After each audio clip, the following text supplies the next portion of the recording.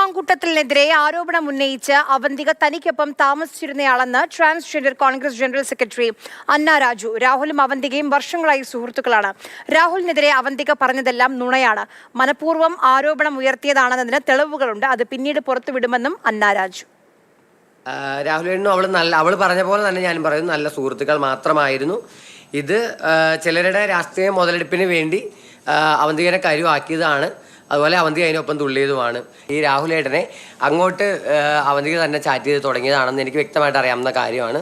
അതുപോലെ പല ആളുകളെയും അങ്ങോട്ട് തന്നെ ചാറ്റ് ചെയ്ത് എന്തെങ്കിലുമൊക്കെ ഇട്ട് കൊടുത്ത് തിരിച്ച് അവരുടെ ഭാഗത്തുനിന്ന് ഒരു മോശം പ്രവണത കാണിക്കുമ്പോൾ അതിപ്പോൾ ഞാനായാലും നമ്മൾ നിന്ന് കൊടുക്കുമ്പോഴാണല്ലോ മറ്റുള്ളവർ നമ്മളെ ചൊറിയാൻ കൂടുതൽ വരുന്നത്. അവന്തികയ്ക്ക് ഒരു പരാതിയും ഇല്ല എന്നതിന് തന്നെയാണ് വ്യക്തമായിട്ട് രാഹുലിനെ അയച്ചു കൊടുത്ത വോയിസ് റെക്കോർഡിലുണ്ട്.